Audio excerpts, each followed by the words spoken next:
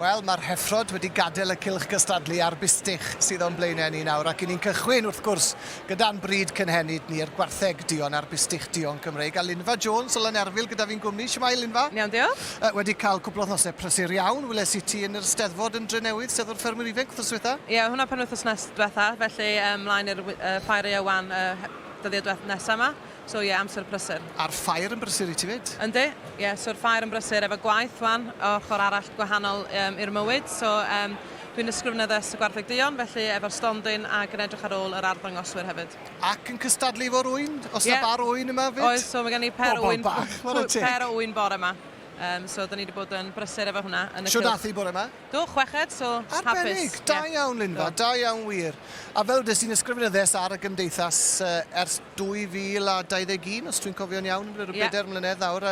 Sut mae pethau yn y gymdeithas yn gyffredinol? Yn sicr, wrth edrych nôl ar y sioe fawr eleni, mae'r bryd yn mynd o'n erth i'n erth. Ac wrth edrych ar y safon sydd yma nawr efo'r Bustach, mae'r Gwartheg Duon yn dal i tir. Yndyn wir, maen nhw yn dal i tir yma yn y cylchoedd arddangos, a da ni wedi cael llwyddiannus iawn dros sioe cenedlaethol yma yn Llanelwedd a'r sioe lleol hefyd. Felly, mae diolch mawr i'r arddangoswyr sy'n dod allan. Ac ni'n gweld Bustach o safon uchel iawn fan hyn nawr. Ac y beirniad sydd gyda ni y dyn yn y canol yw James Crichton o Lyffrig, fferm Lyffrig yn Nghymru. Yn ffarmwr sydd yn tewhau, yn prynu Gwartheg Stor ac yn pesgu Gwartheg Stor ar borfan unig Linfa. Sydd yn dipyn o gamp. Mae yn dipyn o gamp wir ynddi. Ac yma yn y ffair eang cael y fraint ar yn rhydedd o feirniadu'r Bustach. Mike Rowlands oedd wrth i bore yma gyda'r heffrod. A James yma nawr. Ac yn tynnu Bustach Elgan Evans Tinant mewn i'r safle cynta. Elgan enillodd wrth gwrs y dosbarthu'r heffrod bydd cyntaf bore yma. Ie, wir, ie.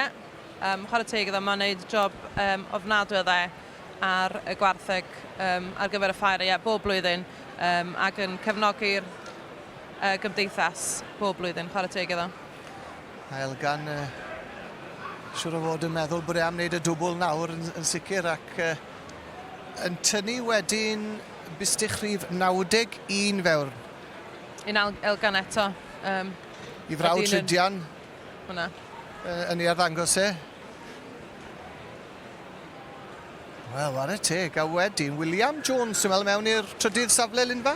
Ie. Bustach mae o di magu hun ydi hwnna. A Deo o Gwm Tirmynach yn dod fewn fyna rhif 93. A dyma chi 5.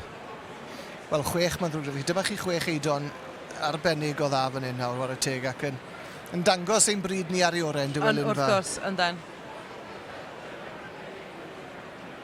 A dyna'r 6 felly yn ei llinell. James Crichton ddim yn ymwelydd rheoledd ar ffair, ond wedi bod yma rhyw 6 mlynedd yn ôl. Wedi beirniadu yn yr Agri Expo. Sawl blwyddyn yn ôl erbyn hyn ac yn hen lew anna erbyn hyn. Mae yn hen law, mae'n gwybod yn iawn beth sydd angen yn tewhau canodd y wartheg yn flynyddol. A dyna fe, jyst yn cael ei ddwylo arnyn nhw unwaith eto.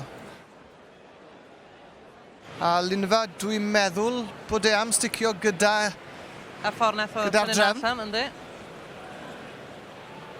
Elgan yn y safle cyntaf, Elgan Tinant. A Rhydian yn yr ail safle Deo yn y trydydd. A ie, mae'n hapus, mae'r bawd i fyny. Wel, golew Elgan wir, ynddo fe? Tipyn o gamp. Tipyn o gamp yn mynd ar Bustach a'r heffrod. Wel, llonggorchiadau mowr iawn. Elgan. Yn wyn o Bustach Lys fan. Ydy. Linfa, diolch i ti am y tro. Aros dan i os neu di? Ie, of course.